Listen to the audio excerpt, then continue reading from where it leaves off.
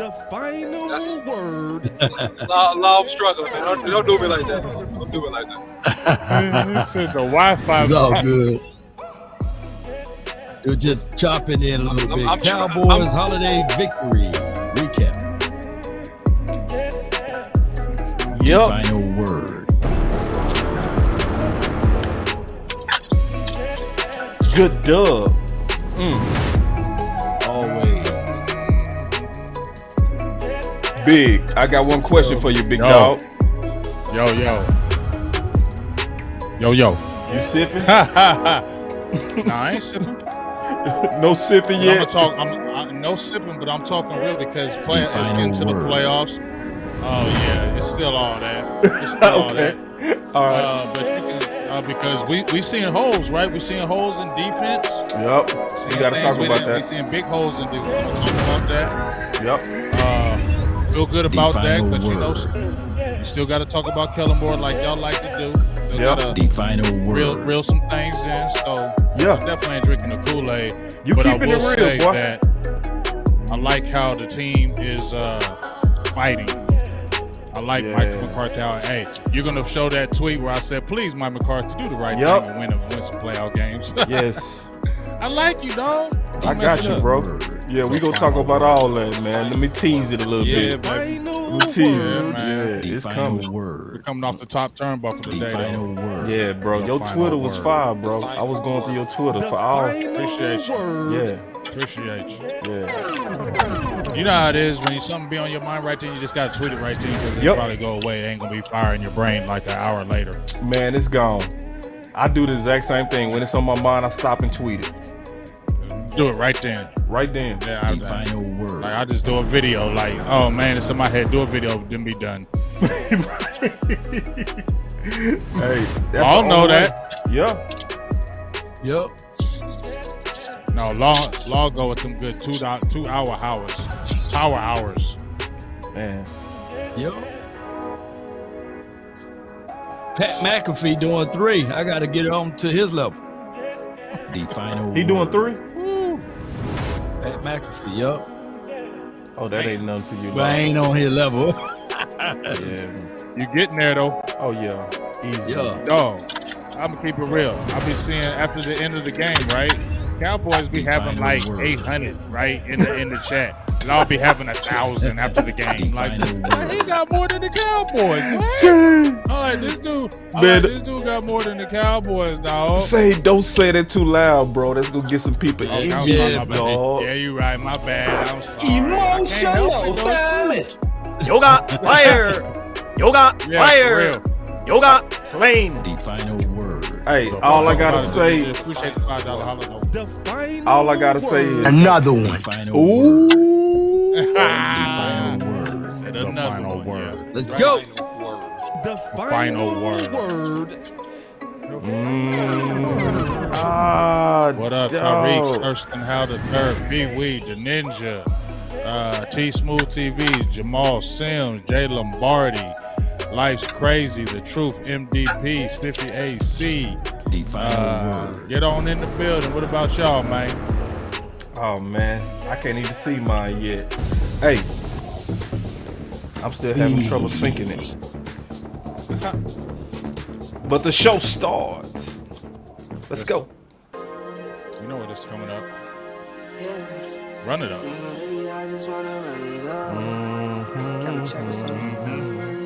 Been a while since we ran it up.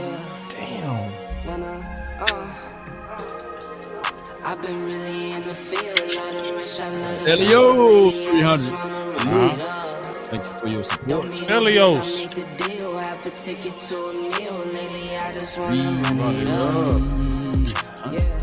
That's when we was talking about Noah Brown. Just to let y'all know, he kind of fell the way I thought. Just to let y'all know that. He won. He kind of fell the way I thought. I'm just saying.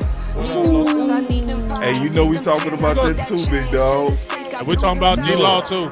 Oh, yeah, man. I'm about to pay y'all. Noah man. Brown is in this right I'm now. thinking about paying you early, OC, dog. Merry Christmas. OC, Merry Christmas. Yeah, Merry Christmas. We about to get a Merry Christmas. There it goes, bro. Me and you about to get a Merry Christmas. I mix Nike with designer.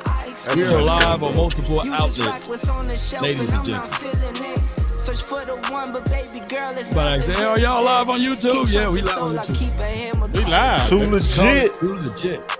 I've been legit, really come in on. the field, love the rush, I love the feel. I do Feel. love Wanna run it In the up. field. I do want to run it up. Yeah, man. So, We in the field. ooh-wee. So, Big, we gonna kick it off always with you, big homie. So, you know, I was saying before the show that you've been talking about them Philly boys, man, and especially with the quarterback. Catch us up. Oh man, yeah. It was something in my head, man. I did a little video, selfish plug. Go check out that video when I was talking about there's a difference between the quarterbacks in that backup game. We both saw both teams have backups, Cooper Rush for the Cowboys and Gardner Minshew with the Philadelphia Eagles, but those two aren't the same in my opinion. No hate and taken away from the Philadelphia Eagles victory, but when I look at Minshew, I looked at his career prior and I watched him in his career, and I remember when it was Minshew Mania and he started 14 games with the Jacksonville Jaguars because Nick Foles got hurt, and they remembered Nick Foles because Nick Foles won a Super Bowl over there with them. 14 games, right? 233 yards a game, 21 touchdowns, y'all, 6 interceptions, 3,200 yards, right? The next year, 9 games, 16 touchdowns, 5 interceptions. So that sounds pretty good, right? And you won a little bit of games as well.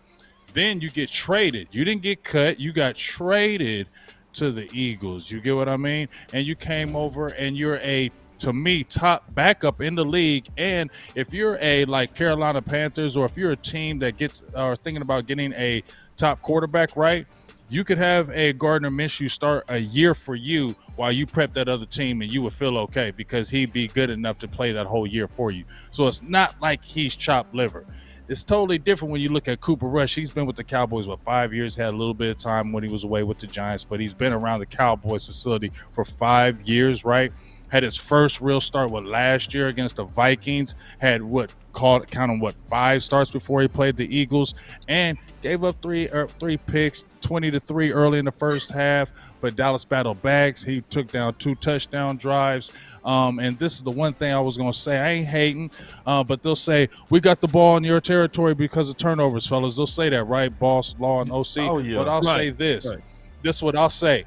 Jalen Hurts threw for 23, 25 times, 150-something yards. He ran 9 times, and they kept it close to the vest. Their last drive was a 13-play drive, 11 runs. They ran a lot. He optioned a lot. They did a lot of that. But when they played us with Minshew, they was in shotgun throwing that ball everywhere. They were throwing it everywhere. Minshew was going crazy, threw for 355 yards. So all I'm saying, they had a lot of confidence to throw that ball with Minshew when he was out there with us, but they kept it super close to the vest, running the ball and doing those type of things. And it wasn't no big throwing game. They're like, oh, well, you didn't sack Minshew, but we sacked Jalen Hurts 4 times in that game. So all I'm saying is Minshew is a quality quarterback, and for us to get that victory, I feel like it's a bigger thing than if you beating Cooper Rush and you still escaped.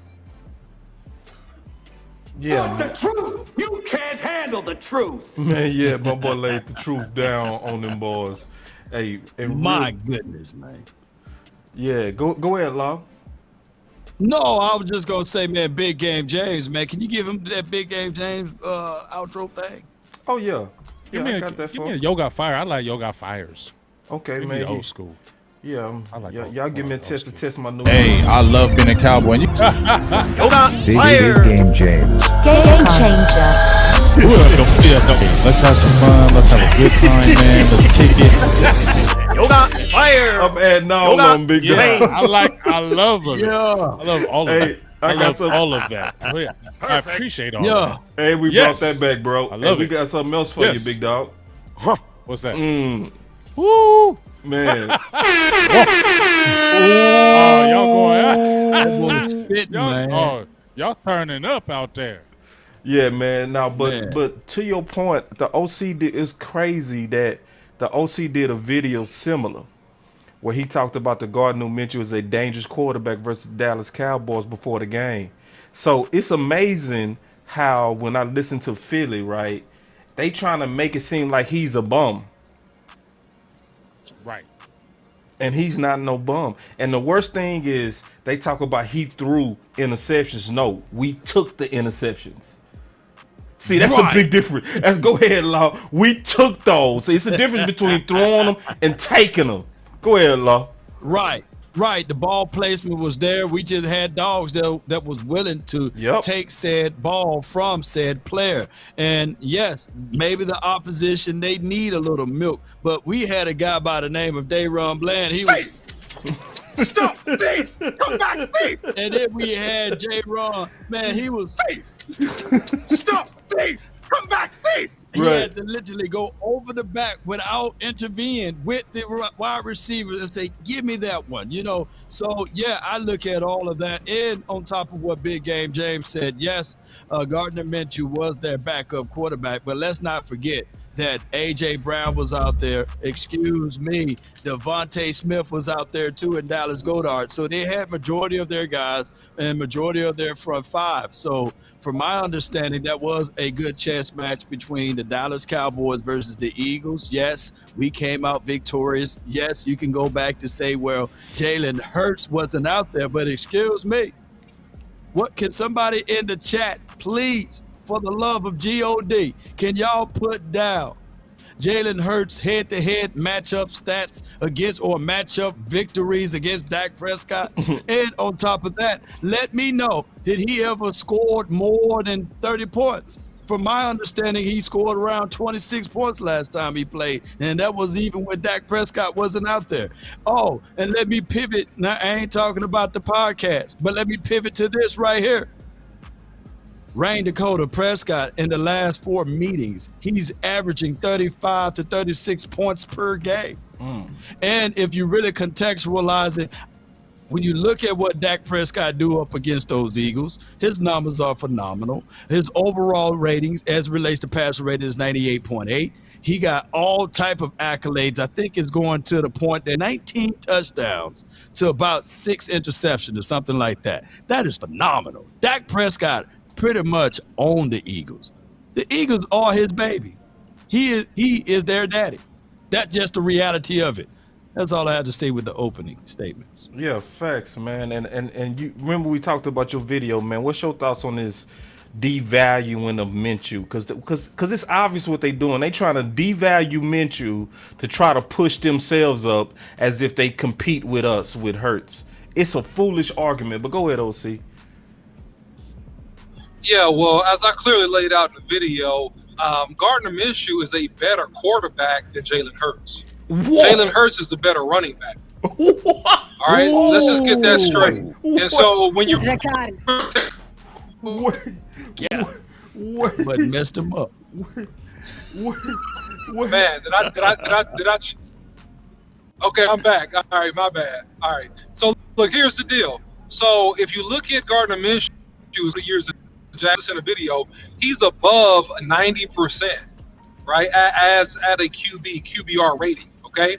And so that's no accident, right? So he's on the level better than a Baker Mayfield that's starting for the Rams and that helped them come back for a victory just a few days ago. Gardner Minshew, really, to be honest, I don't even really know why they came off of him, except for they just really believe in Trevor Lawrence. I get it. But he was trending to be a really quality, if not very good, NFL starter at the time where they traded him to the Eagles.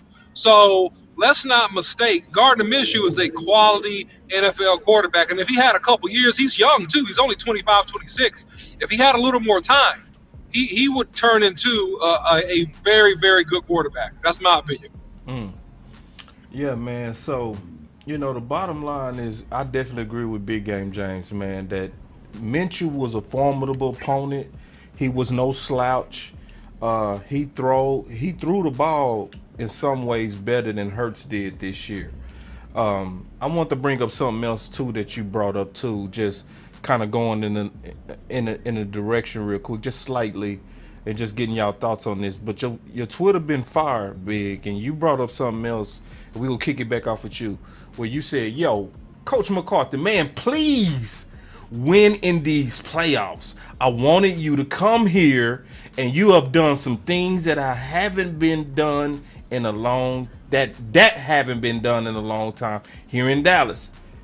If lose early though, oh man, that's just gonna be chatter that we both don't want to hear. Yours truly, BJG. He said BJG. BGJ. Slow it down. BGJ. Dyslexic, bro. Dyslexic. My bad. Dyslexic. Hey, Big James game. James B. hey, but big games, big games. Hey, but you know what? Just basically just saying what that little thought pattern is for real. Like I like Mike McCarthy. He's done a good job here. He's doing things that haven't happened here in a very long time, 20-year span with the back-to-back double digits win seasons, the playoff appearances. If you can get to the Tampa Bay Buccaneers, though, you can beat the Tom Brady, who never Cowboys have never beat. Like, you can still continue to do things. So I feel like everything is right for you. We like you. Why have to start over and hear the Sean Payton rumors? Like, all you got to do is win in these playoffs. I believe, honestly, in my opinion, y'all, let's say we get the Tampa Bay Buccaneers in that first round. I believe if we just beat the Tampa Bay Buccaneers in that first round and then beat them like soundly or just really beat them, I feel like if they lose any other games, people ain't going to trip as much because that'll be Tom Brady finally lost to the Dallas Cowboys. You finally got that big monkey off your back with that. I feel like they would give him grace if you just get early in them playoffs and do something. So that's why I'm like, come on, Mike. You've been doing good in this regular season. Just do something in the playoffs, please, bro. Get these guys together. Have them mentally ready. Have your coaches together. You've been there. You've done it. You won a Super Bowl before. You've won plenty playoff games. You've seen this before. Get this team right where it needs to be. It's right there for us. You feel me? I think, in my opinion, y'all, it's these three teams, in my opinion, for the Super Bowl. It's either us, San Francisco, or Philly. Those are the only three teams, in my opinion, are going to the Super Bowl this year. So make it happen. Yeah, to echo that, big game, James. We have patience when we want to, and we lose patience when we don't need to. To go back to this, Jimmy Johnson, we didn't have a lot of patience.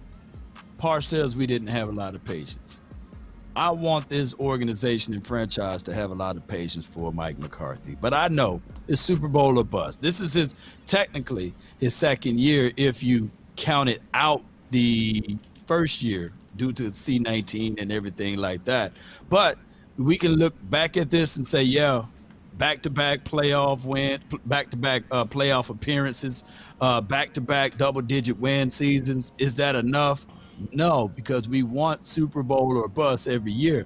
But can you only imagine if we had the longitude and latitudes of having patience with Bill Parcells like we had with pretty much Jason Garrett? I think that there was a Super Bowl in that. And some of the odd numbers that a lot of people like to throw at us with the Cowboys records over these amount of 27 years, 13 of those years we had Jason Garrett, well, in some shape, form of capacity with this team. And we had 2 or 3 years with 5-11 with Dave Campo. I know it sounds like a bevy of excuses, but we didn't have real football in here outside of Parcells of what we see with that, and then outside of now what we're seeing with Mike McCarthy. I do absolutely feel with what you're saying. There should be absolutely zero excuses for not winning a playoff game or multiple playoff games in this 2022 season.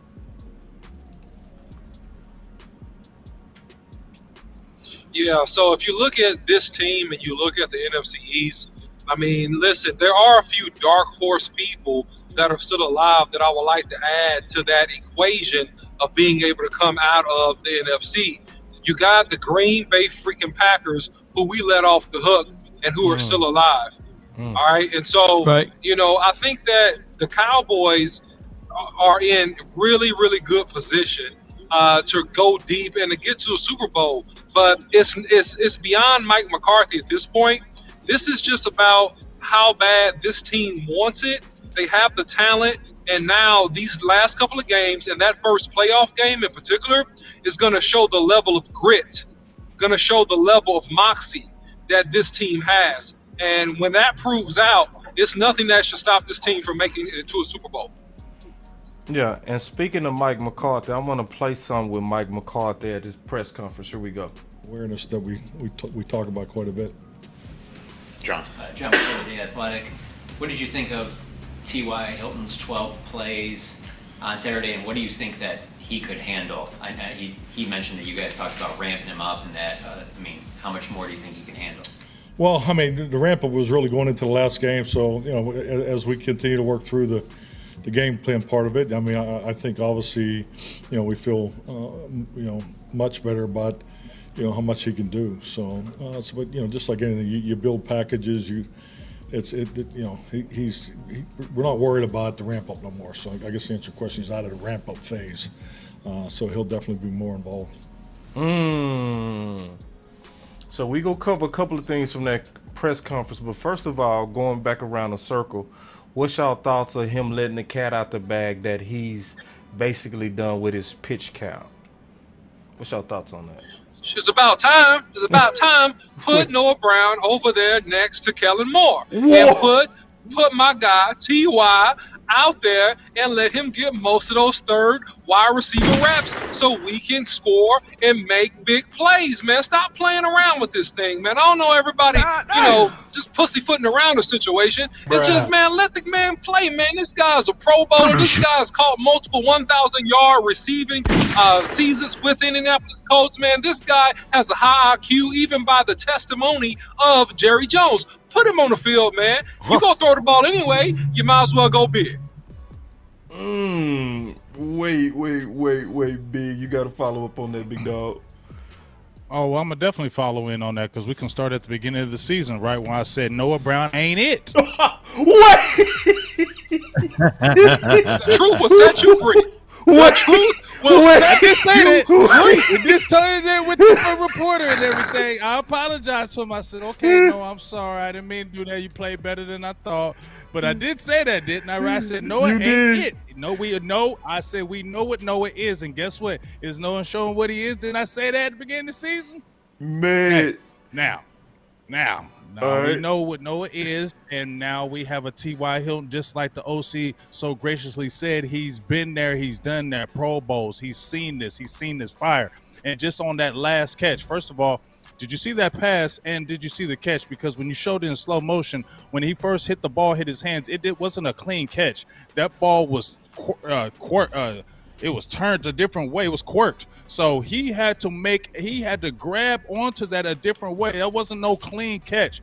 Now, we saw Noah Brown come and try to cradle something when the game was on the line. It was clean, and it bounced right off of him and touchdown the other way. You saw a big bomb with things on the line, and somebody caught it on a completely hard catch. And that's why he's been there and done that. That's why you say, like OC, go ahead and sit down, get in there for some good pass blocking, Noah. Let's sneak you in there when ain't nobody thinking about you and get you in there for a good 10, 15-yard game here and there. And let's go back to killing that special teams, Noah Brown. But T.Y. Hilton, CeeDee Lamb, your Michael Gallup, those need to be your guys going forward. And especially because he doesn't play week one, right? He's just now coming in, so he should be fresh as hell.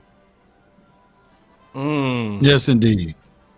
Yes, indeed. So when you think of T.Y., you think of short area quickness. You think of a guy that can take the top off the defense. Yeah, and he had to catch it twice. Focus and concentration, even though he's getting bumped. That's football, right? At the top of the route, even though the DB get there before he's able to accept the ball in his hand, he had to have concentration. You can't be expecting to get a call from the aficionados. And that is what a veteran do. He stays concentrated and he stays focused and he extend. He don't stop drives. So what I look at it like this, Cowboy Nation, we finally trying to fill in that voided area of Amari Cooper. I told you guys last episode, I believe, that we missed out on Amari Cooper and Cedric Wilson. The combination of both guys, that's 14 touchdowns that was left out there on the field. On top of that, both guys had targets. Passer rating when targeted was over 130 for Cedric Wilson and 122 for Amari Cooper. We missed that. Now, Noah Brown, for what he is, he's a good quality fourth and fifth option that was elevated to be the second option. And on certain downs, he was the first option, believe it or not. And that's too much for that kid, Noah Brown, to eat. Now that we get some of this good stuff going, we got 2 more weeks, baby, before we get into the playoffs. So I do like the ideology of T.Y. being ramped up, over with, and getting out there on the field this Thursday night. All right, I got something else for you boys. See, because I want to break this down. I'm glad I get a chance to do this too. Because, you know, I've been peeping, I've been listening, right? And it's been some noise over Falk, right? So, okay. Slay been blaming. He been talking about y'all need to know what the coverage is. That's a soft cover too. Mm-hmm. That's a soft cover too. And I'm going to tell you right now, you never in a soft cover two let that receiver outside of you. You got to force him inside because your safety has half the field.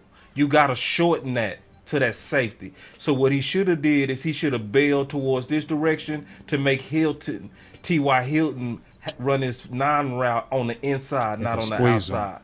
And see, it's Squeeze. no threat. I call him squeeze. See, in the flats, squeeze him. Yeah, exactly. And see, in the flats, it's no threat. It is no threat at all. It's nobody sinking into this threat. So really, that's on Slay. And he led him outside, stretched the safety. Just imagine if it would have been inside. The safety could have made the play. But he led him outside. And Dak made him pay. Yeah, man. So I'm gonna tell you something. I'm gonna tell you. Go ahead. Who going first? I said you can't see a ghost, man. You can't see a ghost. Right. Right. Yeah, man. That boy can run easily. Go ahead, OC. No, what I was gonna say, boss. I hope you got this one. And after looking at some film, and you can correct me if you feel like I'm wrong on this, I believe the CeeDee Lamb touchdown was on Slay too, while he high capping, because CeeDee Lamb was the inside receiver. Noah Brown attacked the flat running out route, and that play he still had the deep third. And CeeDee Lamb got behind him. He sucked up. That was a touchdown. The safety couldn't get over there and make the play. CeeDee Lamb made a spin move and got in the end zone. So I believe that was on him too, because he had the deep thirds in that particular coverage. Now, which one? Because it was 2 on that CD caught, 2 touchdowns. I can look at it was the corner route. The other one. You got Bradbury on the other one. It was the corner route. Let me look at the first one. Yep. All right, so now we able to go look at this stuff live. Final word making upgrades. You talking about this one? Yeah. No, I'm not talking about this one. I'm talking about the long corner route. That's the one on Bradbury. Go back to that one. Bradbury on that one. You want me to go back to that one, big? Yeah, because he put him on sleep. Put him asleep. Man, he killed. That's Bradbury a little Amari right there. That's a little Amari. That's very Amari-ish. You know how he loves him to sleep. On the treetop. Watch how he put him to sleep right here. When the wind blows, the cradle will rock. Bro, that's 3 yards worth of separation, dog. Man, what button you hit? Let me see if I got a button for this. Let me see. Oh, wait.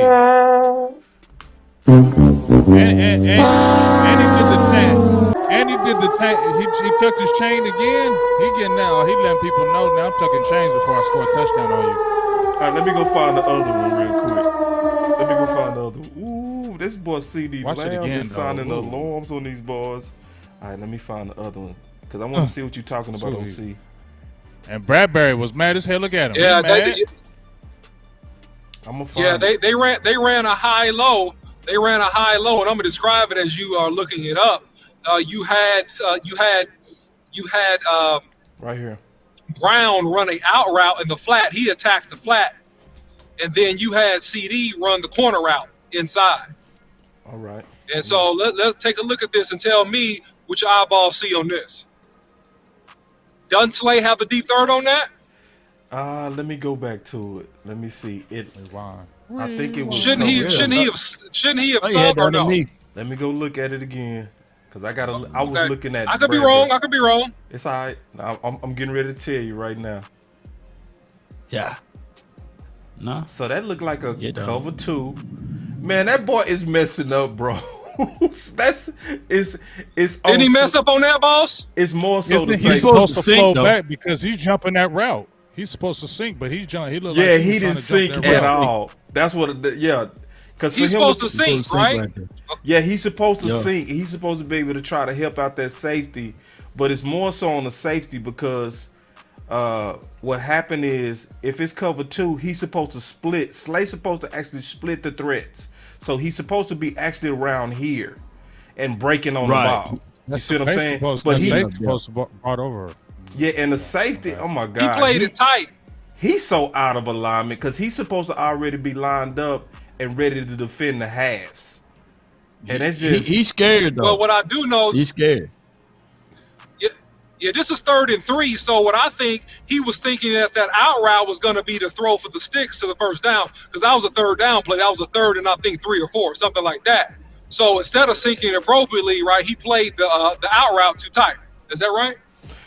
Yeah, he played the out route too tight, and the safety was out of position. And see, a lot of times that type of stuff happen when you're trying to do too many disguises. You know what I'm saying? But boss, you know when I'm playing that, I'm gonna cheat to the side with the strength that they got 3 on one side. I'm naturally gonna cheat to that side. He kind of like cheated into the middle of the field. If you go back and look at it, that's just me. That's how I would have played it. I don't know what he's taught to play it. You know. Yeah, that's just me. I'm talking about the safety on top. Yeah, of the safety should have definitely been on them halves. He should have been on the halves. Yeah, he should have been on the halves. So sometimes when you disguising, you get yourself messed up. You see what I'm saying? You're doing too much disguising. He broke too hard. He broke too hard inside. Yep, he did. Let me ask you this though.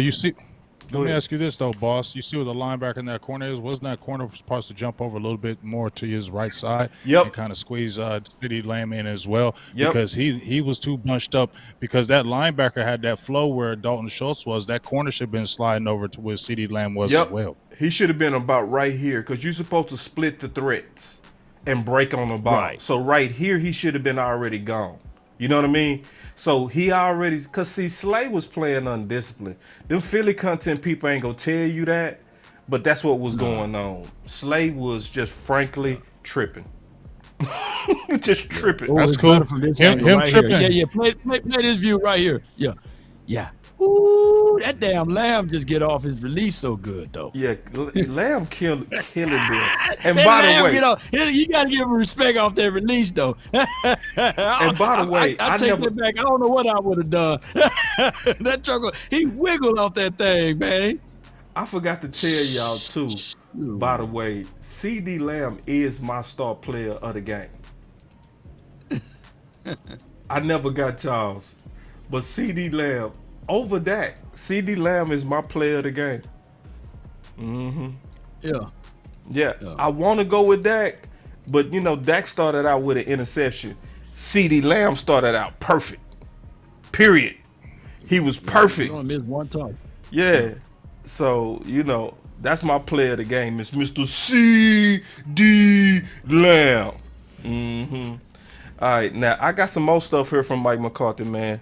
What's your thoughts on that while I cue it up? I'm going to go with you, OC, on just because, see, you know, you was the one that was talking crazy, OC. You was the one, let me see, you was the one that actually, well, we ain't going to let this go. We ain't going to let this go, see. You the one that said he not a number one, man, so we going to kind of give it to you. We going to give it to you. I already took care of this situation a couple days ago. I clearly admitted that this man has proven himself Admit with it his play again. of late to be a true number one. I already said the man has proven himself as of late One to more be a time. true number one receiver, man. I ain't saying it no more, man. I ain't your girlfriend. So look, bro. I already said it. That's it. That's that. All right, we can move on. All right. Now going back to Mike McCarthy real quick. Here we go. Great play. I mean, the play you don't see every day, that's for sure. Just didn't get the ball high enough. But, I think, clearly his performance, I think going 15 to, I think went 15 completions in a row, but just played at a huge level tonight. You can see they crashed the run game. Talking about that. The run defense was really good. But most important thing, I thought Kellen did a really good job staying the course. What? Still getting the run attempts and making sure Tony and Zeke were touching the football. So, and then obviously we got 30-30 club today. Mike, I'm sure you saw 30-30 yourself club. as a play caller over your career. How do you feel like Kellen is similar or different as a play caller now than the beginning of the season? And what's that like watching his trajectory? Well, I think Kellen's clearly a different play caller than he was, 2 years ago, and I think it's all part of the complementary football and what we're trying to, stay and emphasize on as a football team. So, I think the way the play calling and on both the offense and defense, they're definitely more complementary, and it really starts with Kellen, the commitment to the run game, and I think it's he's definitely has grown in that area. So I think he's having a heck of a year.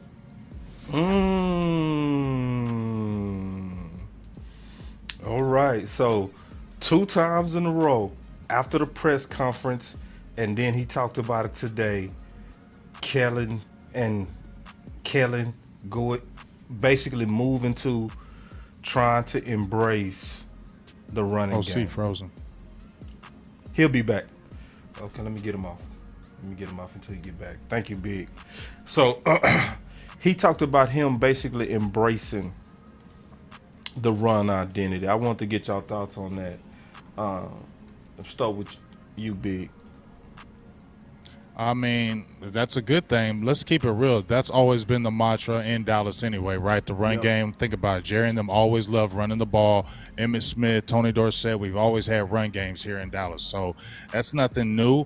But the thing is, I like how they're saying to emphasize it. But at the end of the day, it's 30-30 club, y'all. Dak Prescott this last game, he threw 35 times. I think they still ran 31 times. So they're staying the course. I think they're staying in that 30-30. I think, Mike McCarthy, you actually listened to Big Game James over here. And I really appreciate you for really doing that. But let's keep on making that thing grow. Let's not just do it as you listen to Mike McCarthy said, where he said, stay the course. Right. Make sure we always continue to run the ball. Let's not just run the ball to run the ball, like you have said, boss, to get it out the way. Let's not look at the attempts and say, we short on attempts, so let me get like 4 runs out right quick. They need to be quality runs, you feel me? Don't just get the runs out just to get them out the way so I can throw the ball. Make sure you're calling quality runs, because you can really work this offense with this 2-man players of Ezekiel Elliott and Tony Pollard. You can really work it. And when they have really worked the run game, we see how much more and how better this team is. When the run game is effective, Dak is better. We don't have to throw 40, 45 times a game. We're just a better team. Dallas is just a better team when we're in that 30-30 club, baby. Yeah, man. And, even distribution is always good.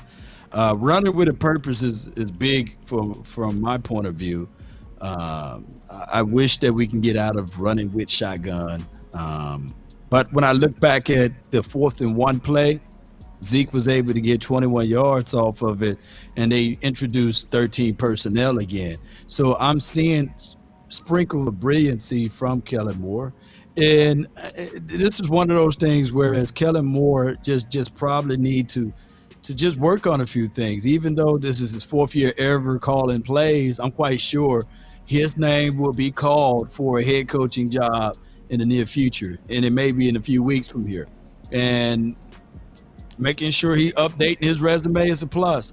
I do like what Big Game James said, 30 for 30 club. Mike McCarthy do need to take over in certain situations to continue to help elevate Kellen Moore. But overall, collectively speaking, I can't find fault in this particular game. Fortunately, unfortunately.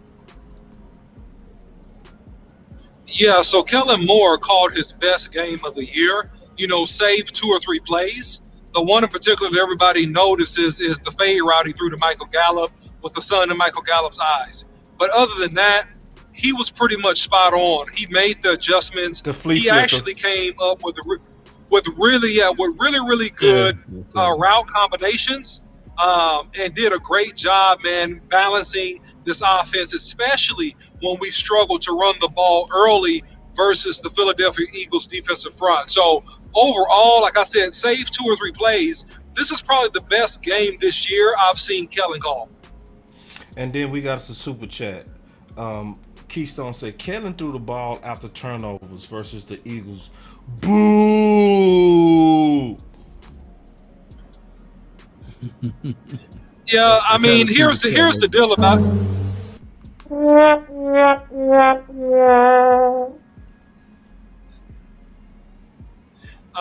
here's the deal about that real quick, if I can say this. Kellen, to his offensive line not having a lot of success, to be honest. He has to do what he has to do, man. That's my opinion. Well, it's one thing that's kind of frustrating me slightly, and it's not just Kellen, it's the whole organization of this glare. Like the whole they so flippant about this, like it's no big deal. It's like Jerry get frustrated when you ask him about this. Now Mike McCarthy, he literally checked Michael Gehlken today about this. What's your thoughts on this glare? And what do you think the team should do about it? Big. There's nothing you can do about it, big dog. You can throw no curtains up there, big dog. Bro, how long we seen this, boss? How long we seen this? This is Jerry. We talking reality now. Now let's do that. And if we talk reality, how long we seen this damn glare and that sun been in the sky and Jerry ain't doing it? So it's like we can yell about him. We can say why they do that and why is he doing that. But until he feels the need to want to do it, we yelling on deaf ears unless we do a petition. Like, I don't know how else to do it. He don't seem to have a problem with it. And if he don't have a problem, dog, it's a moot point. Yeah. When you talk about egos and it's big, it's edging God out. Like the son, like his whole argument about the son, like son was there before Michael Gallup, right? And the son was there before, so the coaching staff need to work with that. My thing is, the son done cost us about 3 or 4 games at that stadium, and it could have cost us. We don't know. It got down to the final drive at Niners game, and it was a third. Who remember that third down drive? It said to Wilson, the sun was in his face. He didn't see that, and normally he catches the ball. Remember, I was talking about his passer rating when targeted from Dak Prescott last year. Now to see Michael Gallup reach out with his phalanges, right? But then he had to, the ball's not here. I had to go like this.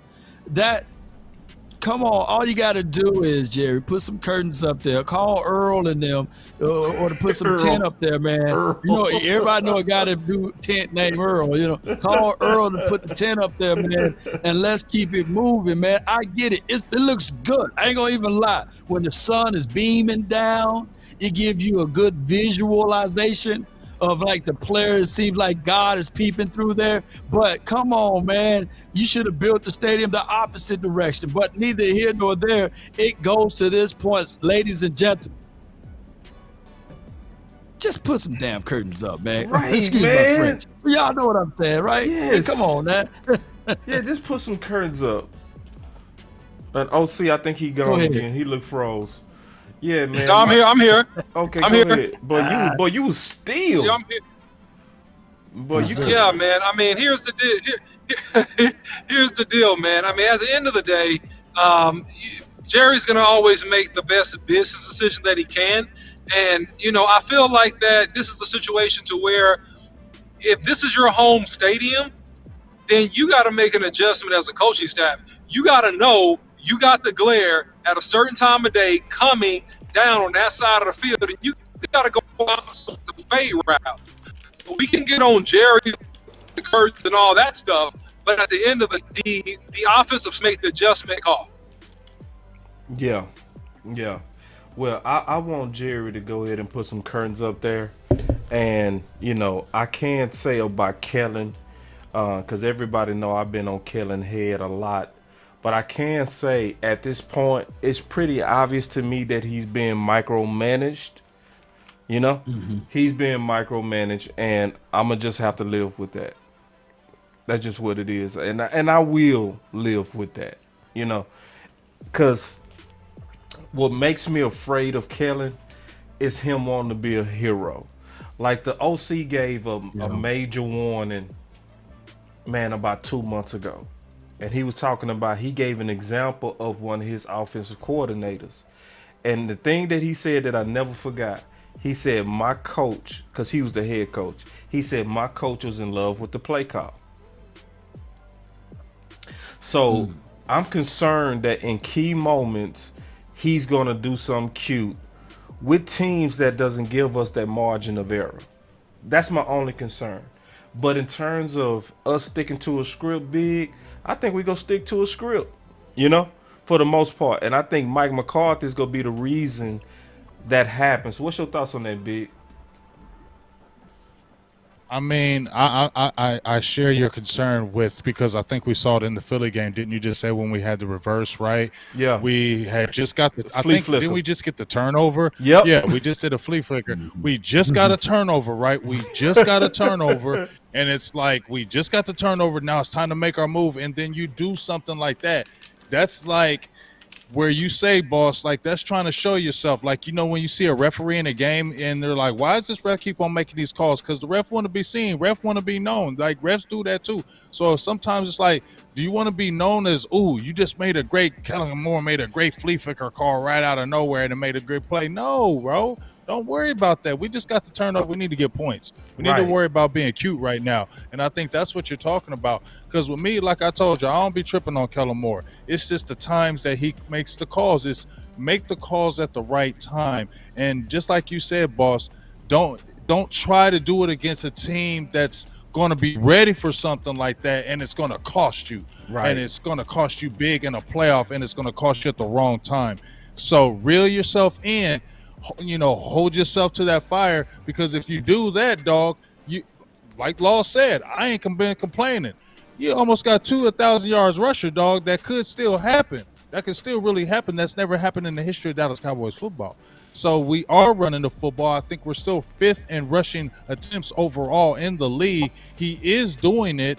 They're throwing the ball. Dak is only averaging 31 pass attempts a game. So to me, they're doing it the right way. Just do it the right way all the time.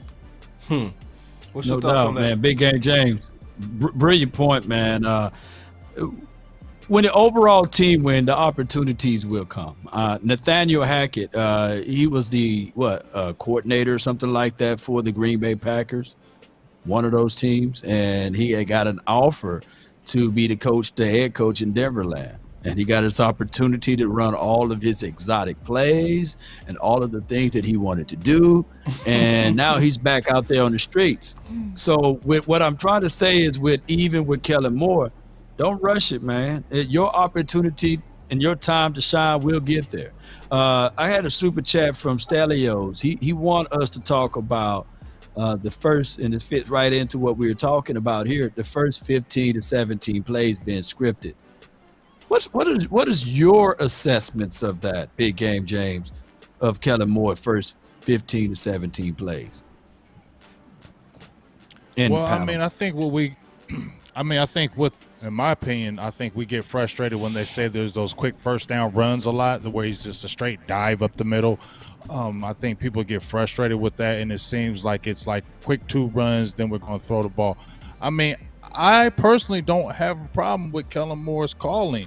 As I said before, it's at the inopportune times. I feel like he gets away with, like we've seen in the Jacksonville game and even in the Philly game, he's calling a really good game.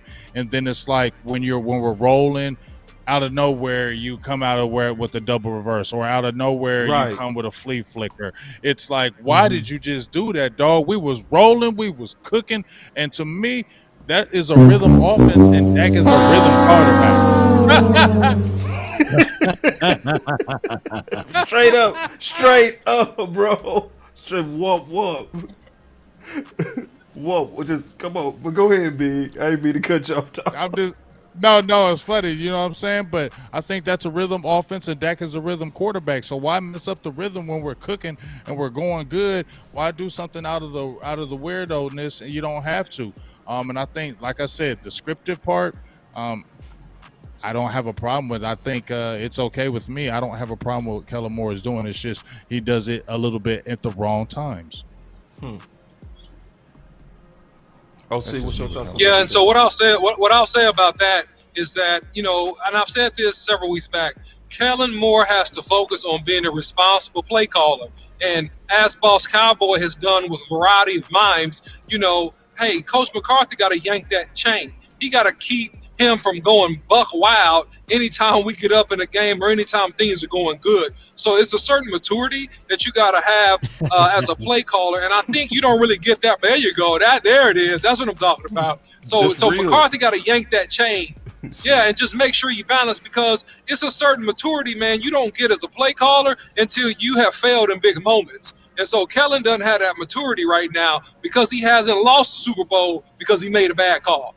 You know, he hasn't lost a big playoff game because he's made a bad call. So he starts to get into, you know, playing Madden mode when he gets on these teams, and he wants to just try a little bit of this. I'm going to try a little bit of that. Oh, I'm going to get you with this. And it's almost like child's play instead of being responsible and just finishing out the game and making the right call in the right situation.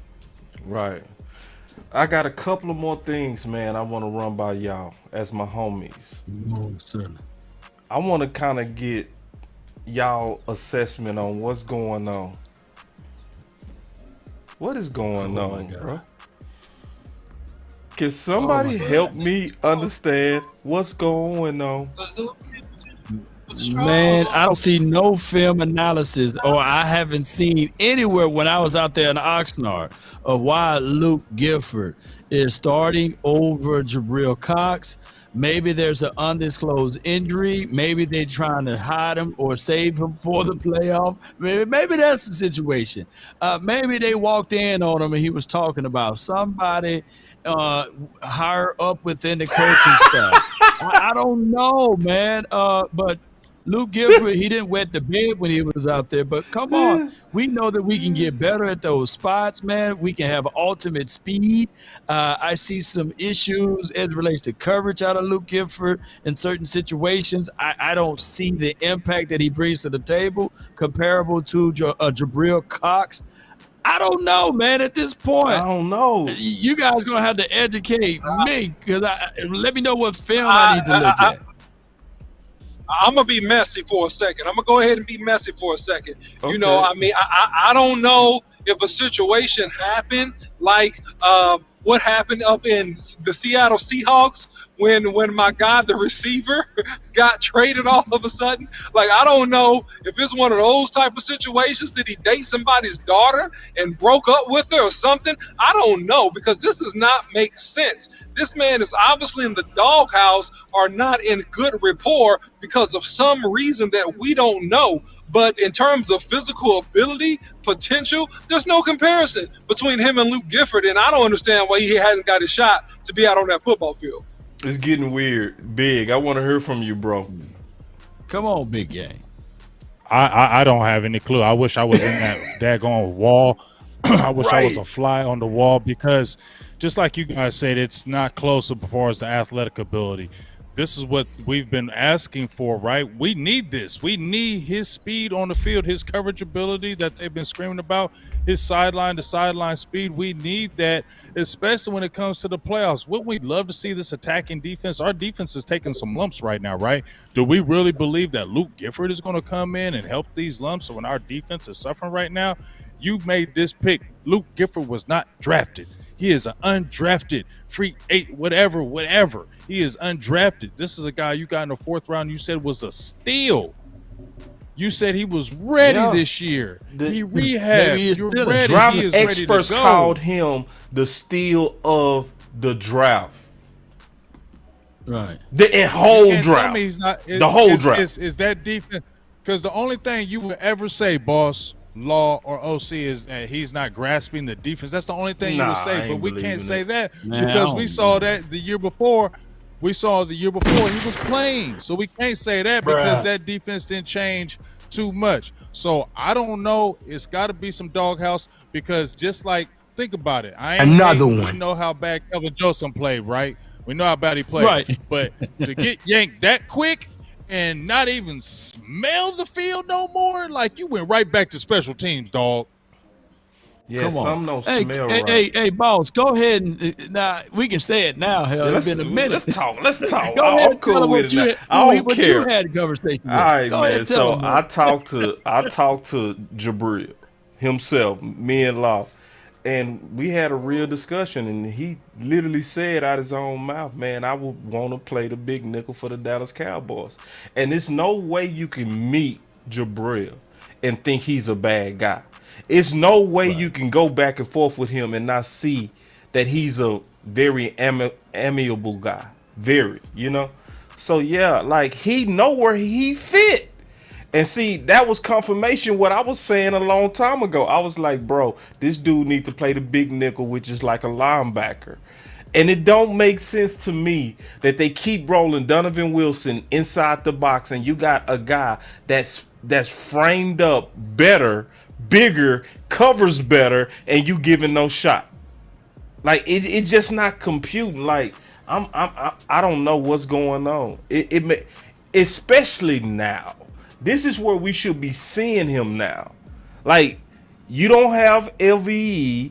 You rotating in a guy who had surgery on his neck. You got another guy who really never played any significant starter roles. Like you always go with your young guy in this scenario. You always give your young guy a chance in this scenario. So I'm not understanding the mystery, man. I'm just not getting it. Well, I'm gonna say one thing. You know, just real quick. This stuff is based on friendships and kinships, and you know how it is in the Dallas Cowboys organization. And I bet it's somebody that got just a little bit closer relationship with that position coach. Is somebody that just got a little bit better relationship with Dan Quinn. And you know what? You get drafted and you can't get bastardized. And Jabril Cox, I don't know how, I don't know when, I don't know where, but some kind of way, this man is getting bastardized. Oh. That's what what's happening. Is he need to brown nose just a little bit more. He need to put some brown nose. Yeah. Dookie. You gotta put the brown on the ground. Hey, Law, you gotta put the brown on the ground because that's what makes the grass grow.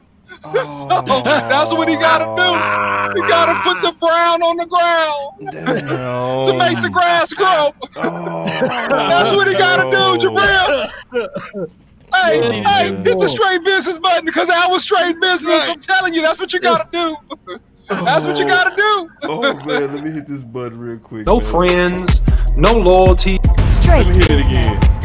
Straight business. Put hashtag straight business in the chat. I'm gonna hit it one more time, bro. Put hashtag straight business in the chat. God, man. The Cox need to brown nose. Hey, one thing I can tell you though, boss, before you go, and clean it up. I'm gonna clean up just a little bit. Maybe, just maybe, Donovan Wilson. I'm just this political law now, just to clean it up just a little bit. maybe Jabril Cox is looking at like Donovan Wilson and J-Rock is playing so good that they say, "Hey man, we can't find a spot to move those boys out for you." That's my best way. That's a possibility. That is a possibility too. Well, I just think what it's about crazy. this though, y'all? What about this? You're probably right, but Donovan Wilson, you just said Donovan Wilson playing that spot. Donovan Wilson's not coming back next year, right? So isn't that probably going to be Jabril Cox's spot next year? Right. Because Donovan Wilson, I know he should probably be doing it now, but Donovan Wilson ain't coming back, okay? Because Donovan Wilson's after this, where he's played himself to a bigger deal, Dallas is not going to re-sign him. So I think this is the spot where Jabril Cox is going to slide in and be that Donovan Wilson next year. But you should probably get used to it now and be able to see it now. But they feel like Donovan Wilson, we're trying to make a run. We don't want to play Cox right now because we're trying to make a run with Wilson, and we trust him more. Wilson's Pro Bowl. Yeah, but I'm gonna debunk this a little bit. That don't make sense because Dan Quinn plays more players than any other defensive coordinator. True. He rolls in more football players than any other defensive coordinator. So you mean to tell me? But is Donovan Wilson? But Donovan Wilson is balling though. He's balling. Yeah, Donovan Wilson. He balling. Donovan Wilson is an aggressive, and he's a very good blitzer. He's a very good tackler and run stopper. But in pure coverage situations, you mean you can't squeeze out a couple reps for Jabril Cox? That don't make sense. I feel you. That don't make sense to me. Listen to this though. But listen to this though, OC. But listen to this, OC. We were saying that about why Deron Bland couldn't get no snaps and Jordan Lewis was getting all that rep, remember? And he had to basically get the injury, and you saw more of Deron Bland because Deron Bland wasn't getting that tick. And even when you're talking about Nashawn Wright, right? Nashawn Wright was not getting no tick this whole year. He's played better these last couple of games, but he getting no tick, and we were playing to Anthony Brown. So obviously he's showing that he does do that because, it doesn't make sense to us, but he shows that he kind of likes his guys and wants to kind of stay that way because he did it with those guys in coverage, and we wouldn't have saw Deron Bland unless Jordan Lewis got hurt.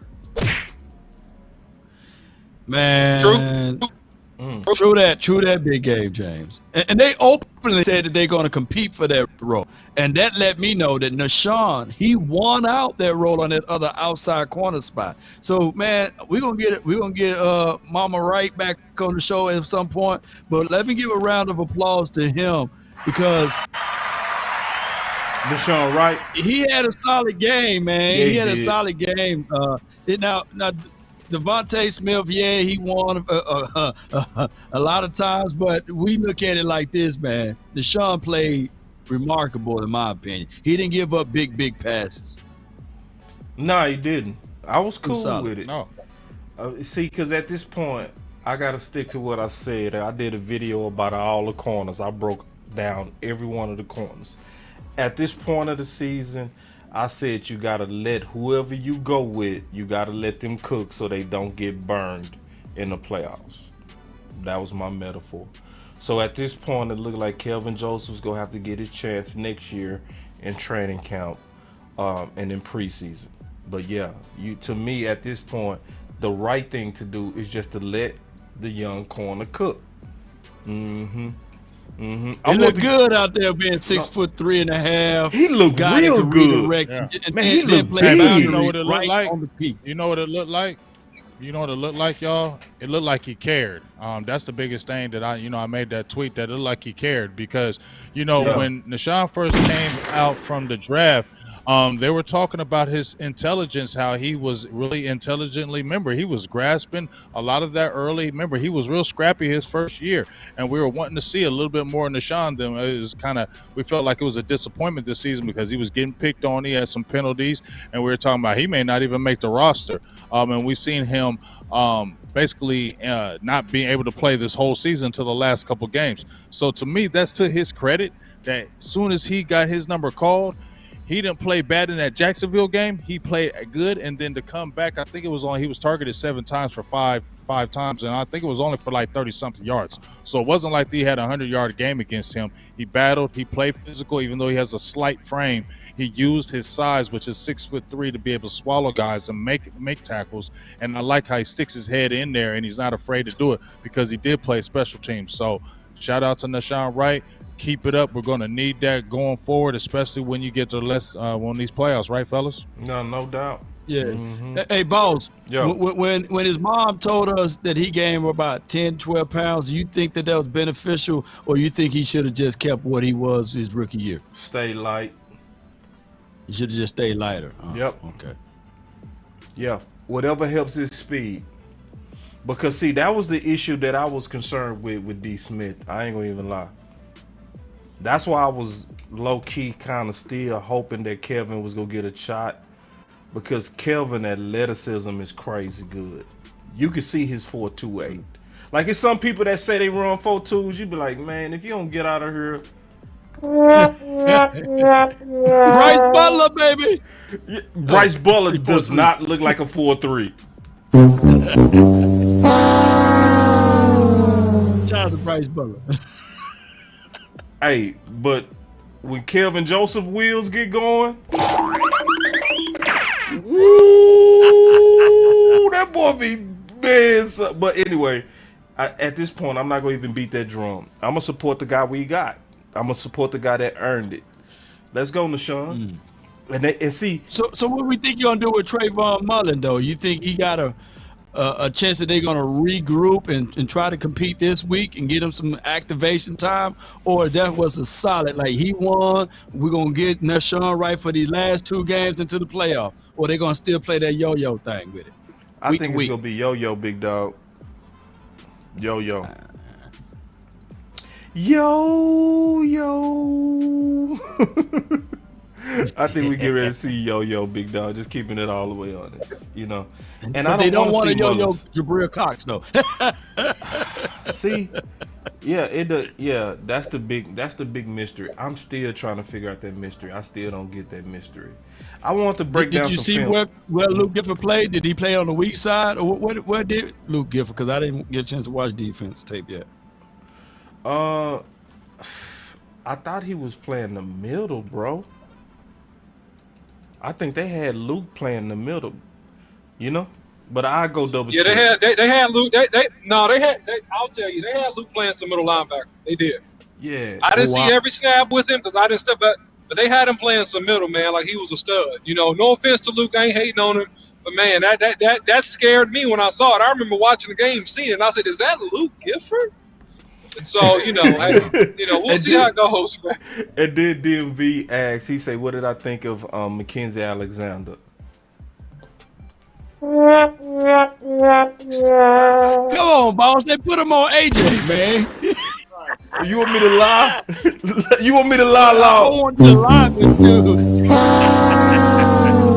Come on, man. Don't line him up inside on AJ. Well, AJ moved inside where he was at, so that is fair. You go ahead. Oh, you see this guy? See this guy? Number 1 bullshit guy. He do the wee woo wee woo. So you want to know what I think? You want to know what I think? Oh hell no! That's what I think of Mackenzie Alexander. Hey, that last one. Hey, that was a good. Hey, that was a good ass button right there. That wee woo. I'm saving that wee woo. Oh, you see this guy? See this guy? Number 1 bullshit guy. He do the wee woo wee woo. It fit right in over here. No. So when you do that number 1, when you do that political law, when you do that political law, I got something for political law. It's all fake news. It's phony stuff. It didn't happen. It didn't happen. It's not real. I got 4 buttons every time you go into political law. You are fake news. Hey man. They wrong though, man. AJ Brown eyes number look like, 1 push. Y'all got him with me? Oh man. Oh wow. No, what'd you say? What'd you say, Law? What'd you say? AJ Brown, when he saw 37, whatever his number is, I think it was 37. He like 37. Mackenzie, I'm finna burn this dude. Hey, before we get to these tights, man, I wanted to get into the film on CeeDee Lamb, if y'all don't mind. Go ahead. Yeah, let's get into this film, bro. Real quick. Hold on real quick. Let me hit the button. God dog, man. Thank you. The OC. You little tease. The film breakdown. So I noticed some stuff on Lamb. Alright, and we go all share in this breakdown. This is not a breakdown by boss. This is gonna be the final word breakdown. I want to go through CeeDee Lamb, and I want to go through all of his stuff because he was my star player of the game. All right, so let's start with this one. All right, so I noticed something on CeeDee Lamb. They using him like hot pocket. And he doing a great job, in my opinion, at finding those soft spots in the zone.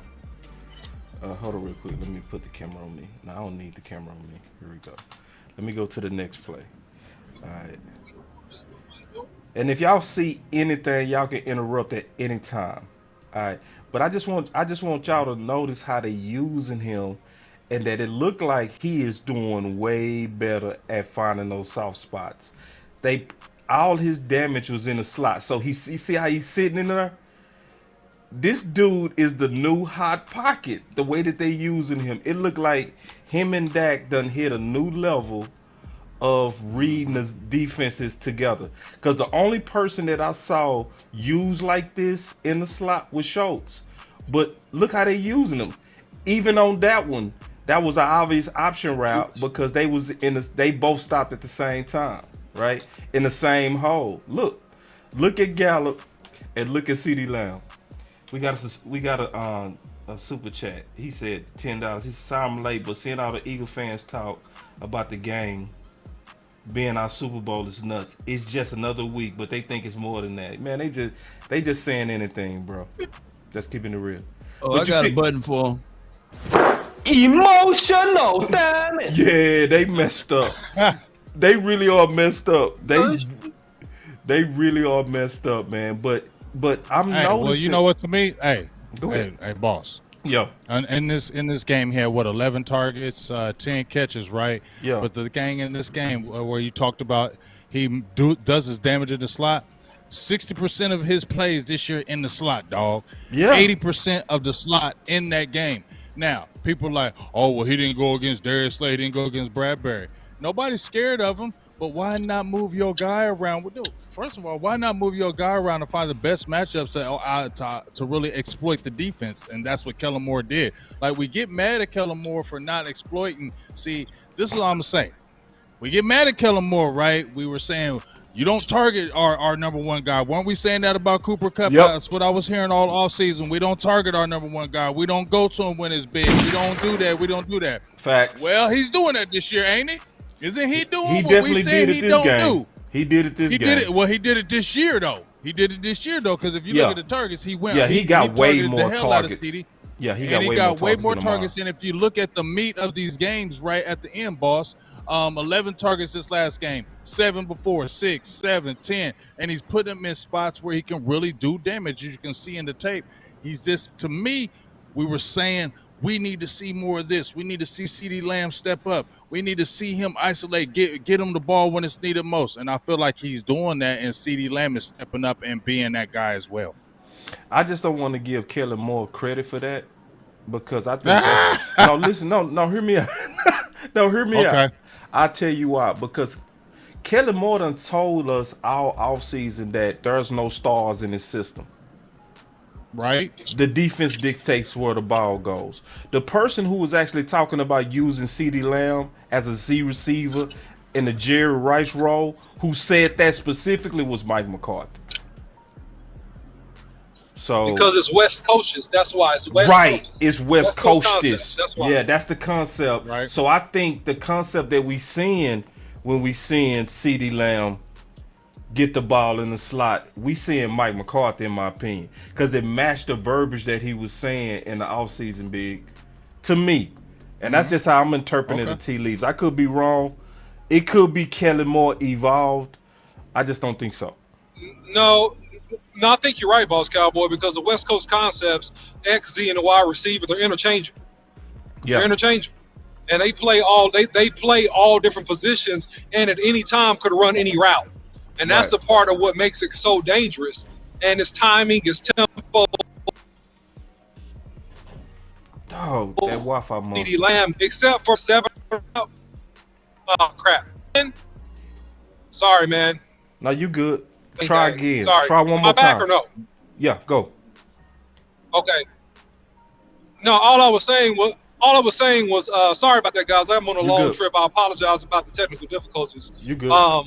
But what makes the West Coast offense so dynamic, and what I was saying with CeeDee Lamb, is that most of what you saw was short to intermediate routes, with the exception of the 7 route where Slay and the safety weren't on the same page, but most of his stuff is short to intermediate routes, which really mirrors a West Coast system. Yeah. So, but I mean, I still want to give Kellen Moore some credit though, at least a little bit. From this standpoint, he calling good plays, and he did submit to Mike McCarthy. And I think that's what we're seeing it. But if I go back to this film session, I'm seeing us using CeeDee Lamb like Cooper Kupp. Yep. Because I'm seeing, like, I've never seen CeeDee working in them slots like this. Let me go look at a couple of more. Hold on real quick. Yeah, I'm gonna give y'all all of this. Just looking at it. Yeah.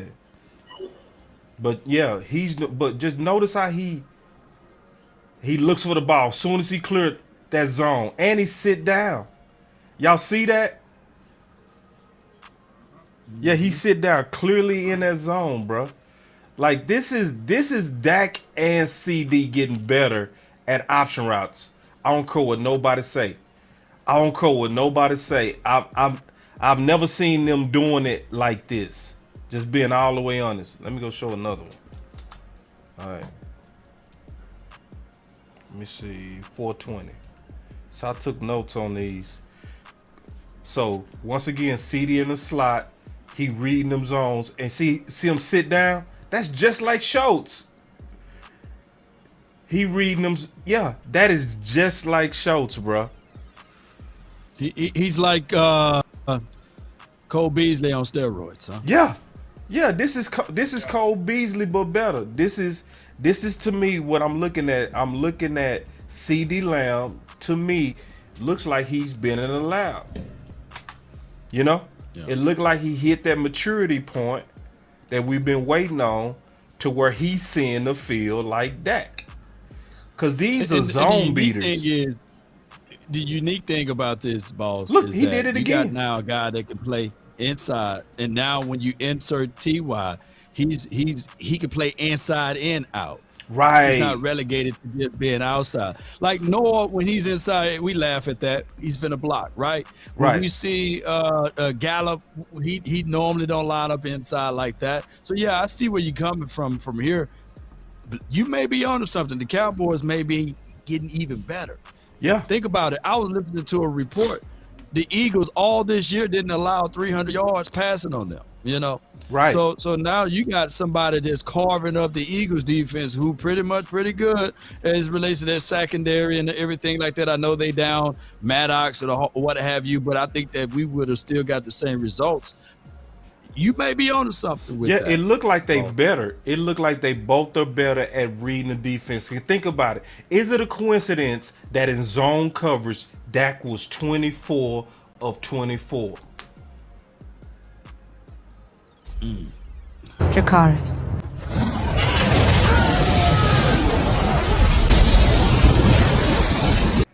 That's hellfire. That's hellfire hot.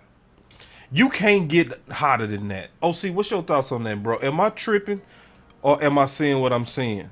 I mean, the film don't lie, and you know what? Stats don't lie. And so at the end of the day, when Dak Prescott is carving up zone coverages, it's one or two things. And me and you kind of spoke about this before, that his receivers, or that receiver, is winning on that play, and or Dak Prescott is reading the soft spots of the coverage perfectly.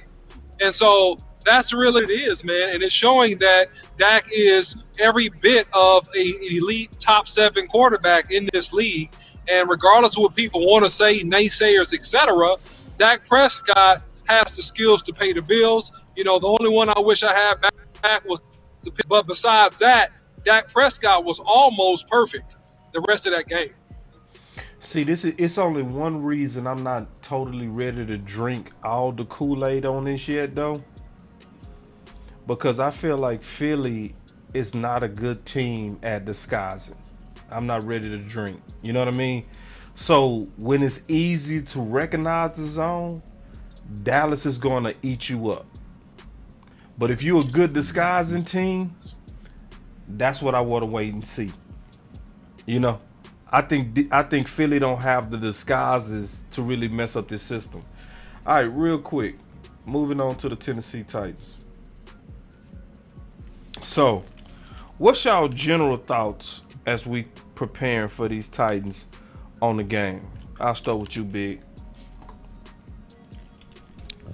I made a video and saying I wanted this matchup. I like this matchup. Now I was hearing that they might try to rest their guys so they can get ready for their big matchup, season-ending matchup against Jacksonville. I feel like you lost 5 in a row. You better play your dudes. Y'all need some kind of momentum heading into that game. So I would think y'all would try to play them dudes. And he's coaching for his coaching life, I think, and Vrabel. So I would think you'll play some of your guys. So to me, I want this matchup because Malik Willis is a mobile quarterback, right? We have a problem with mobile quarterbacks. We have a problem with Justin Fields, Jalen Hurts, even Jeff Driscoll. A few weeks ago with Houston Texans, even with the Lions, he gave us problems. So we have problems with that, and I want us to be able to get a little more prep with that because I think we're going to see them Eagles in the playoffs again. So I want us to get some more prep going against a mobile quarterback, which I know he's not going to be throwing it deep. They're probably going to do play actions. They're going to be doing bootlegs. They're going to be doing RPOs with him, and they're going to try to get him confidence. And what better game to try to get him confidence against the Cowboys, and the defense might be reeling a little bit. So I think this is a game where work on this bottling up an agile quarterback and show some good defense on there. Don't play no hero ball, right? That's what I've been saying about these guys. Trevin Diggs, I feel a little like DeMarcus Lawrence. To a little big extent, Michael Parsons have been playing hero ball, trying to make the big play and not staying in their gap integrity and doing what they're supposed to do. And big plays are happening. I feel like they need to do this in a game like this, or they can creep out and Willis can get some sneaky plays. I'm looking at this dude numbers.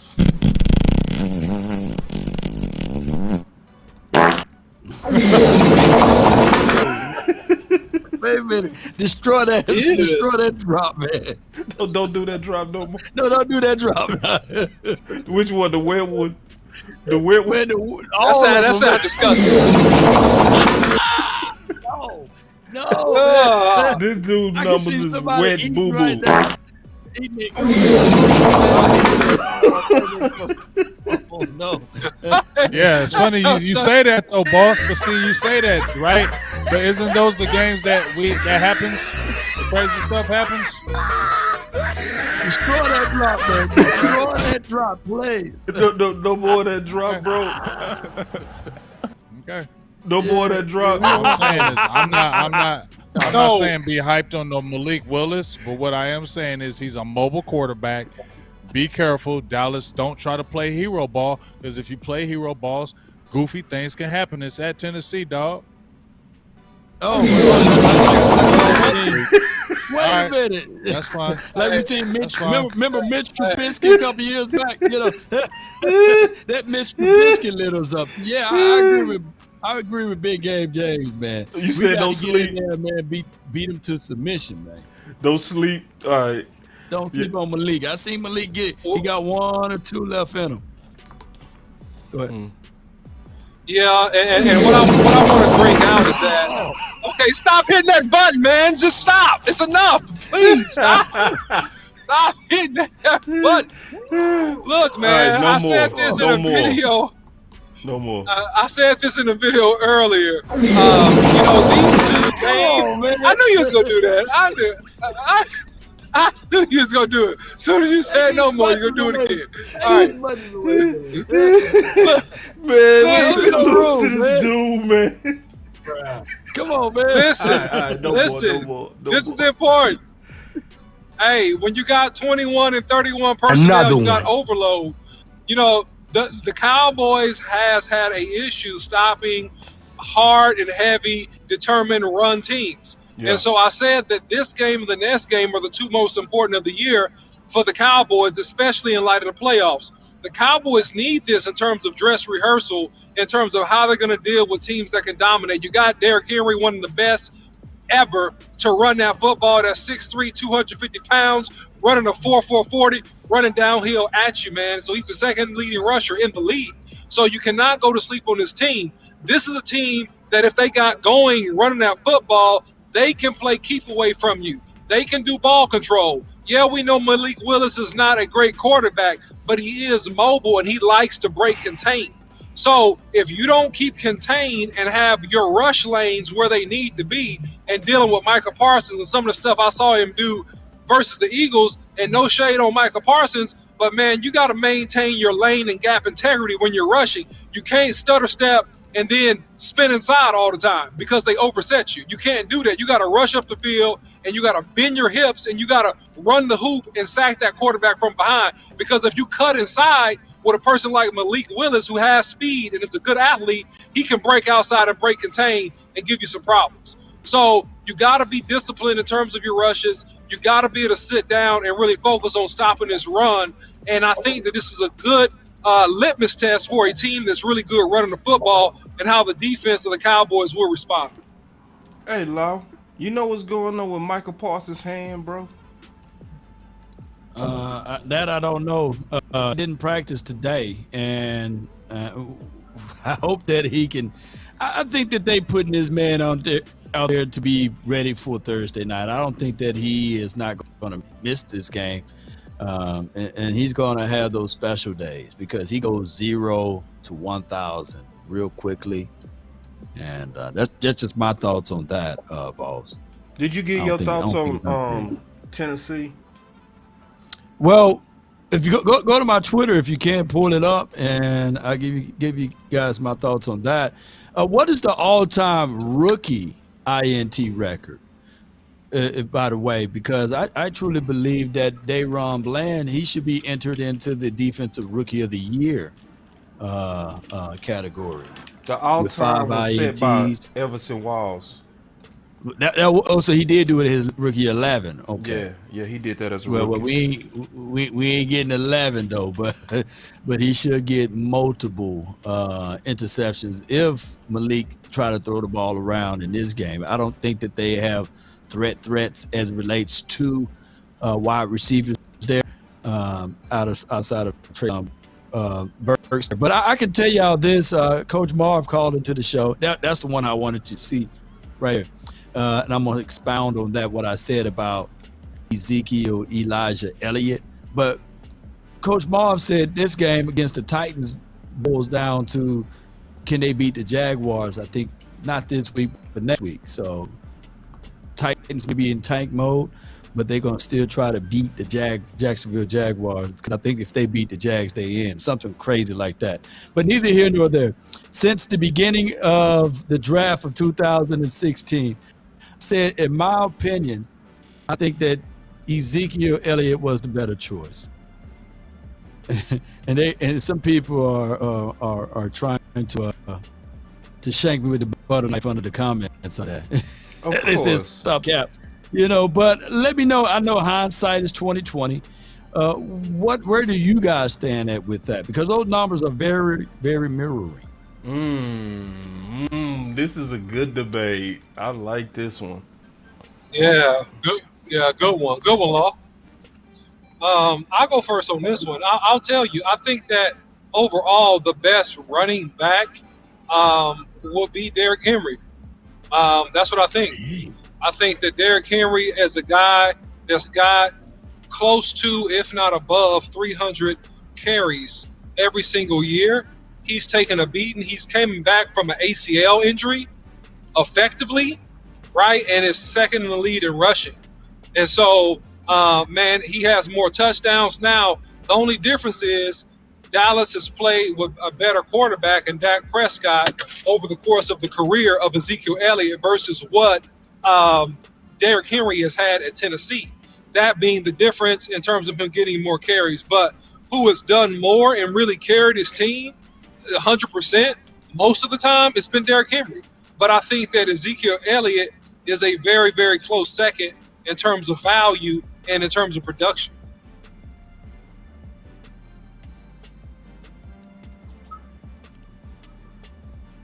James got no comment on it, don't you? Oh no, I was I'm sorry, I was just letting them get through. Can you hear me? Yeah. Okay. No, what I was just gonna say is I'm gonna kind of go with OC with this. I feel like Derrick Henry has been without Derrick Henry, there ain't no Titans right now, right? He's really been the catalyst, and honestly, to see a big back be able to do what he's done, I'm amazed about that. I really didn't think somebody that big would be able to come in the NFL and last as much as he has and run the ball like he has. We've seen Brandon Jacobs. We've seen those big backs. Eddie George, he kind of flamed out kind of early because they take a lot of pounding. But for a guy that big to be able to do what he's done for this long and for what he's done meant to the Titans, I'm going to go ahead and give him the slight edge as well. But Zeke has been a dog, but Henry just a little bit over him. I think they're the same, to be honest, because at the beginning of Henry's career, he was sharing a lot, right? He was sharing a lot, and then he became the featured back. Now Zeke is sharing a lot, but at first he was the featured back. I think that's 1A and 1A, real talk, like real talk. And I think Ezekiel got an edge because he catches the ball better, in my opinion, you know. I think he can. And before you expound on that, I know it's 67 touchdowns right there, but they left out just like with the Eagles all last week, boss. They were trying to add to the strength of their argument. Yeah, with Jalen Hurts about his rushing touchdown. Right. Well, they left out Ezekiel, Elijah, Elliott's receiving touchdowns. You know what I'm saying? Of course they did. They left out receiving touchdowns. So if you add the 12 receiving touchdowns, 67 plus, 12 is what was 79. My math is terrible, man. Earlier today I was off on my numbers, but 67 plus 12 is it 79 touchdowns? Yeah, I mean. I would say as of late, I would have to say Derrick Henry. He's seeming to be all three of y'all. No. I'm saying as of late, just as of late, But for a career, 1A and 1A. And the deal is. Go ahead. Sorry. No. I was going to say the deal is that Derrick Henry still has that top end burst.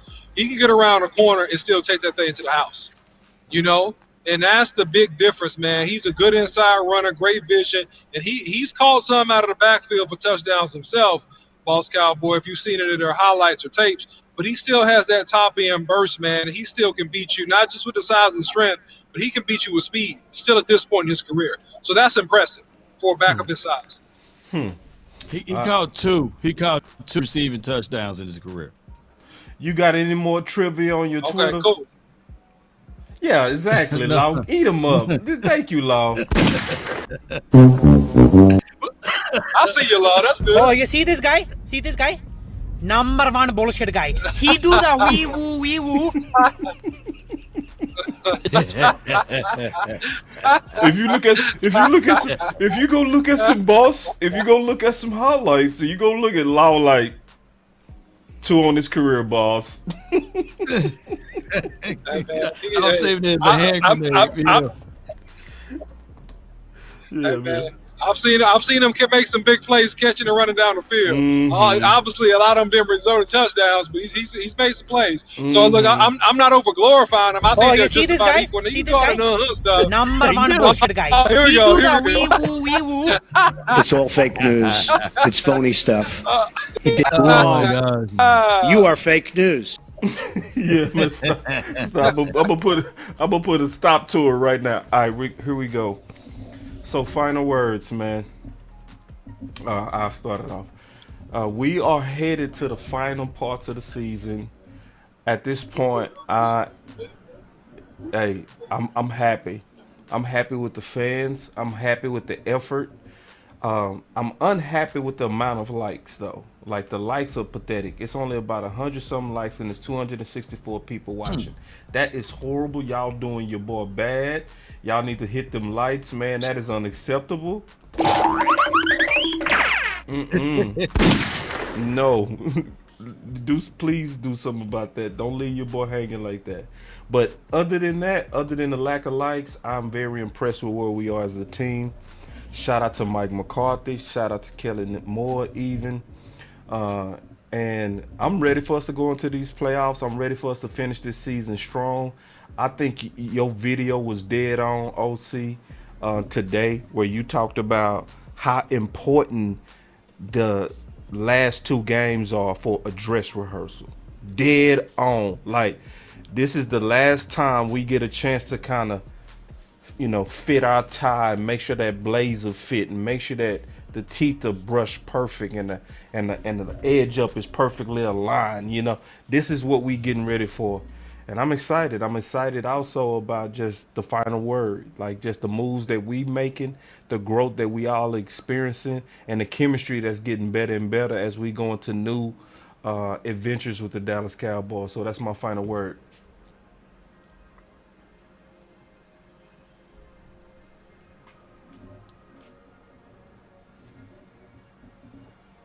So you muted. You muted, big dog. All right, so he's saying he needs some time while he can work on his audio. Go ahead, OC. Yeah, so guys, I think that the Cowboys are in prime position to make a run.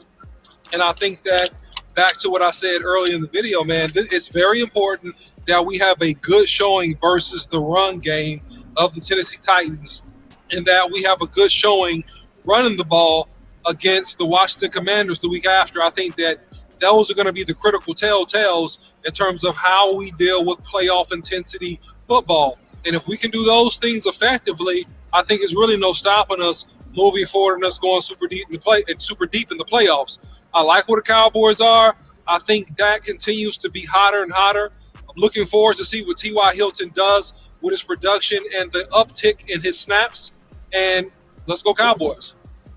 Let's get it. Well, I think that we haven't seen our best game yet with the Cowboys outside of the Vikings game. So we haven't peaked yet. And I think that we're still trying to uncover ways where we can become better. But before I go any further, all of this, I really appreciate you, Boss Cowboy, as well as Big Game James and the OC, especially helping me get to where I'm at right now with this YouTube platform and Facebook. And I really appreciate you guys. I think that we're doing a noble thing, a great thing all together, purchasing and getting someone out to the game that never been there before. I appreciate you, Boss Cowboy, for coming in and helping me out with that event. It wasn't really an event, but it was just a moment, right? Yeah. People coming in from the Bahamas, man, that know us that now. Was dope. That we got generations, man. Like if somehow we get picked up and dropped off at the Bahamas, man, we got a place to see, Boss Cowboy. Right. Yeah, it's crazy. And that's a powerful thing, man. Look, I'm just a country boy from Mississippi, man, and you're a guy from Oak Cliff, right? Right. So look at the things that, speaking out on things that you love to do, can elevate you to these type of heights. And I love it, man. And let's continue to grind. We got 2 more games. The Titans game, I'm not sleeping on them. I can't stand the Titans. I can't stand any team that we play up against. So I don't forget that Kelvin Byard, right? That's his name. He was the guy that danced on the star. Yeah. And it took Byron Jones to get over there and knock him off of that star. So let's give them something to remember. They talking about remember the Titans. Well, they going to remember the Cowboys come Thursday night. Let's go. Let's go. Yeah. Ooh, man, another final word, man. Let's get it. I'm finna go crazy on these buttons. Y'all already know it. Another one. All right. Just don't play that other one. Which one?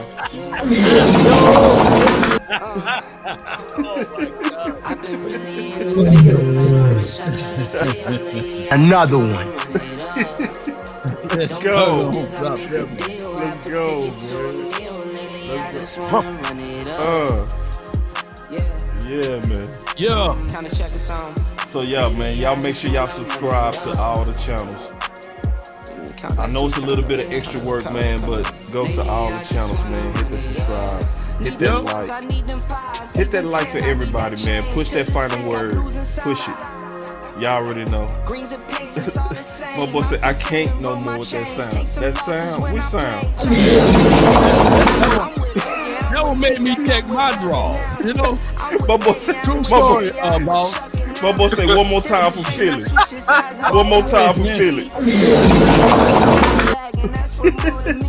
Hey, listen. Now, we going out with the Flames. Come on now. Yeah, we going out with the Flames. That's how we going out. Yoga fire. Let's get it. Let's go, yo. Look, shout out to you, Stelios. Donations on his way out. I love that. Another one.